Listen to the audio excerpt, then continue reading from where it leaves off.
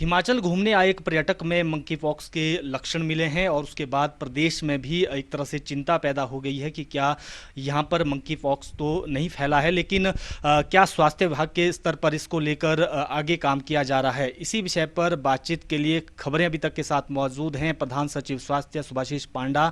इनसे जानने की कोशिश करेंगे और कोरोना की भी प्रदेश में क्या स्थिति है इस पर भी बातचीत करेंगे। सर, जो मंकी पॉक्स का एक मामला जो है, जो हिमाचल घूम के एक पर्यटक गया है उसमें ये लक्षण आए हैं, क्या अब तक स्वास्थ्य विभाग ने उसमें पाया है, क्या कॉन्टैक्ट ट्रेसिंग जो है उसमें हो रही है और बाकी भी इसको लेकर अवेयरनेस को लेकर क्या निर्देश दिए गए हैं? मैं ये बताना चाहूँगा, पहली बात तो है कि इसके ऊपर पैनिक करने की कोई आवश्यकता नहीं है।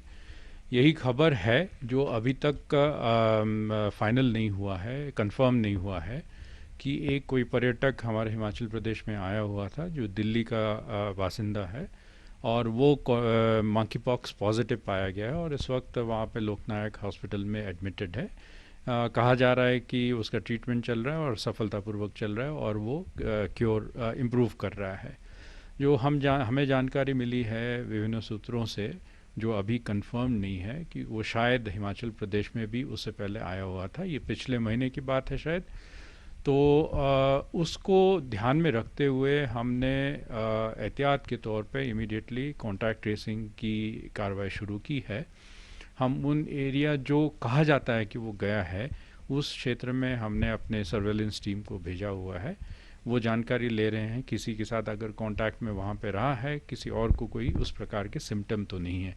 अगर सिम्टम होगा तो तुरंत उसको एडमिट करी जाएगी, आइसोलेट किया जाएगा और उसका इलाज किया जाएगा। साथ में ये कहना चाहूँगा कि ऐसा कोई घबराने वाली बात नहीं है। पिछले कई समय से ये जो मंकी पॉक्स एंडेमिक था पहले सेंट्रल अफ्रीका में, अब ट्रांसमिट हुआ है। शायद लोग आए हैं, कैरी करके वापस गए हैं, तो यूरोप में भी पाया गया है और अमेरिकाज़ में भी पाया गया है।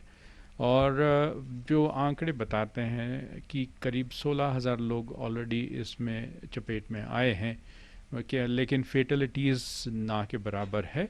लेकिन साथ में WHO ने इसको एक डिक्लेयर किया है कि it is matter of concern. तो इसलिए मैं आग्रह करूँगा सभी से कि जहाँ तक हिमाचल सरकार की बात है, हिमाचल प्रदेश में हम हर प्रकार का जो सुरक्षा के ध्यान में रखते हुए, इलाज के ध्यान में रखते हुए कार्य करना है वो करेंगे और कर रहे हैं। लेकिन इंडिविजुअल से मैं आग्रह करूँगा कि वो भी इसमें केयरफुल रहे।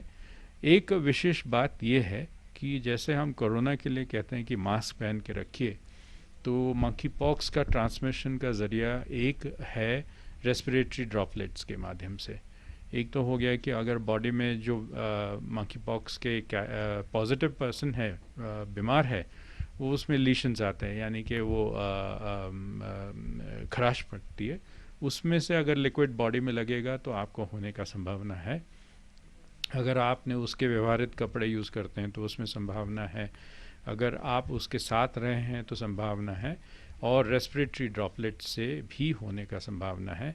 इसलिए जो कोरोना में जो एहतियात के तौर पे आप एप्रोप्रिएट कोविड बिहेवियर यूज़ कर रहे हैं, यानी कि मास्किंग कर रहे हैं, वो अवश्य आपके लिए काम में आएगा मंकी पॉक्स को भी रोकने के लिए।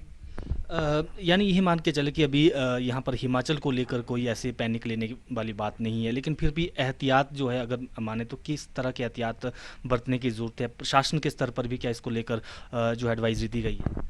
जैसे मैंने कहा, इंडिविजुअल लेवल पे तो हम सभी को मास्क पहन के रखना चाहिए। विशेषकर अगर आप घर के बाहर हैं और क्राउडेड एरिया में हैं और अनजान लोगों के बीच में हैं, तो अवश्य आप मास्क पहन के ही रहें।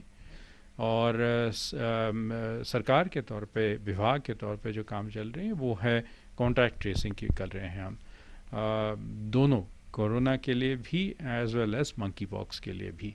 क्योंकि मंकी पॉक्स ही अचानक हमारे ध्यान में आया है, तो अभी हम क्योंकि व्यापक रूप में फैला भी नहीं, इवन भारतवर्ष में कुल 4 ही केस मात्र हैं, 3 केरला में, 1 दिल्ली में, बट इसको रोकना आवश्यक है। तो अगर किसी भी व्यक्ति को ऐसा लगता है कि मुझे अचानक क्यों बुखार आया है, बॉडी एक हो रहा है, मेरे लिम्फ नोड्स में स्वेलिंग आ रहे हैं और मुझे लगता है कि मेरे बदन पे खराश आना शुरू हुआ है, उस स्थिति में आप तुरंत नियरेस्ट हॉस्पिटल में अवश्य जाके डॉक्टर का परामर्श लें। सर, इसके अलावा क्योंकि कोविड भी चिंता बढ़ा रहा है और अभी तक की बात करें तो 4,000 से ज़्यादा एक्टिव केस प्रदेश में हैं। इसको लेकर क्या अब एहतियातन कदम उठाए जा रहे हैं? क्या कुछ सख्तियां भी आने वाले समय में की जा सकती हैं? देखिए, अभी तक हम आग्रह कर रहे थे पूरे सभी लोगों को हिमाचल प्रदेश के अंदर जो बाहर से भी आ रहे हैं और जो रह रहे हैं कि कृपया अप्रोप्रिएट कोविड बिहेवियर का आप अडॉप्ट करें उसको। मुख्य तौर पे आपको मास्क में रहना चाहिए, लेकिन आज के दिन हम देखते हैं कि ज़्यादातर लोग मास्क पहनना पसंद नहीं कर रहे हैं। शायद दिमाग में एक बात ये बैठी हुई है कि इस बार जो वेव आई है ये ख़तरनाक नहीं है, ये मामूली खांसी ज़ुकाम की तरह ही निकल जाता है। ये बात सत्य नहीं है। कई लोगों को एक बड़े ही सीवियर डिजीज़ भी हो रहे हैं। तो आपसे अनुरोध है कि कृपया मास्क ज़रूर पहनें और हाथ हमेशा हाइजीनिक तरीके से इसको साफ़ रखें। ये एक इंडिविजुअल्स को हमारा आग्रह है। अगर हम हर व्यक्ति, हर सिटीज़न जो हिमाचल में रहता है इस प्रकार से व्यवहार नहीं दिखाएगा तो अवश्य है कि ये स्प्रेड करेगा, क्योंकि ये हाईली इन्फेक्शियस है। ये जो वेरिएंट आया है BA.2 ये हाईली इन्फेक्शियस है, यानी कि एक दूसरे के साथ आगे आगे ये बढ़ता जाएगा। तो अगर हम उसको रोकना चाहें तो रोकने का एक ही तरीका है कि हम अपने आप को मास्किंग करें और दूसरा हम अपने आप को वैक्सीनेट करें। हिमाचल में दोनों डोजेस हम 100% जो एलिजिबल पॉपुलेशन है उनको हमने दे रखा है, लेकिन अब बूस्टर डोज की बारी है। हमने बूस्टर डोज देना फ्री ऑफ कॉस्ट सारे हमारे कोविड वैक्सीनेशन सेंटर पे हमने शुरू कर दिए पिछले 15 तारीख से। और खुशी की बात है कि लोग जो हैं वो बढ़ चढ़ कर आगे आ रहे हैं। 5-6 दिन पहले ये 20,000 पर डे था, अब ये बढ़ के अब 70,000 के आसपास हो गया है। हमें उम्मीद है कि पर डे हम 1 लाख तक पहुंचेंगे, फिर स्पेशल ड्राइव करेंगे कि 2 लाख से ज़्यादा हम पर डे करेंगे, ताकि 15 सितंबर तक हम जो है इन सभी हमारे पूरी आबादी को जो एलिजिबल हैं उनको हम ये वैक्सीनेट कर पाएंगे। इसका एक परिणाम ये होगा कि जो कोविड है वो अगर होगी भी तो बहुत ही माइल्ड होगी और आपकी जान बचेगी। यही हमारा प्रयास है। बाकी सर, क्योंकि हिमाचल ने बहुत पहले जब कोरोना शुरू में आया था तो एक्टिव केस फाइंडिंग अभियान चलाया था, देश में इसकी तारीफ भी हुई थी। क्या आपको लगता है कि अभी भी ऐसी ज़रूरत है इस तरह के अभियान चलाने की? देखिए, हमने अपने नंबर ऑफ़ टेस्ट जो है पर डे और विशेषकर RT-PCR के माध्यम से ये बढ़ा दिया है। कुछ समय पहले ऐसा स्थिति था कि लोग इच्छुक नहीं थे कि अपना टेस्ट कराया जाए। वो इवन हॉस्पिटल में जाते थे तो हिचकिचाते थे अपना टेस्ट कराने के लिए। अगर डॉक्टर कहते थे वो चले जाते थे।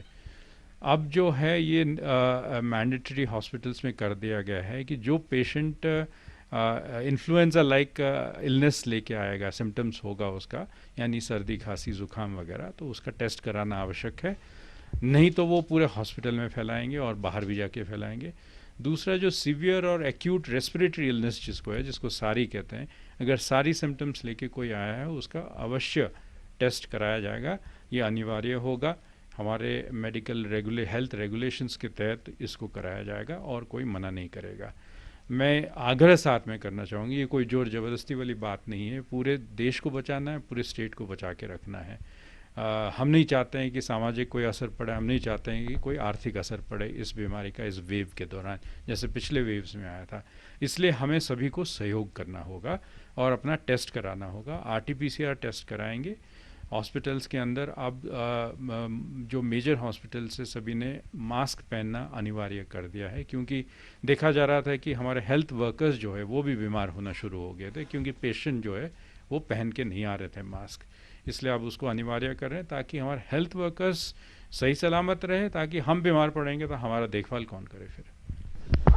बिल्कुल, ये थे प्रधान सचिव स्वास्थ्य सुभाषिष पांडा। इन्होंने कहा कि जो मंकी पॉक्स है उसे पैनिक लेने की कोई जो ज़रूरत नहीं है, लेकिन जो लक्षण है, अगर ऐसी कोई बातें लग रही है कि मंकी पॉक्स के लक्षण हैं तो ज़रूर नज़दीकी स्वास्थ्य केंद्र में अपने टेस्ट करवाएं। लेकिन इससे बड़ी बात कोविड को लेकर है कि लोग हल्के में कोरोना को ले रहे हैं, और ये जो है कोरोना हल्का नहीं है और बहुत सारी परेशानियां जो है वो खड़ी कर सकता है। तो इसलिए जो ज़रूरी दिशा निर्देश हैं, कोविड अनुरूप व्यवहार, उसकी आप पालना करें। भीड़ भाड़ के इलाकों में या फिर बाकी जगह हैं वहाँ पर कोविड अनुरूप व्यवहार की ज़रूर पालना करें, तभी कोरोना के खिलाफ जंग जीती जा सकती है।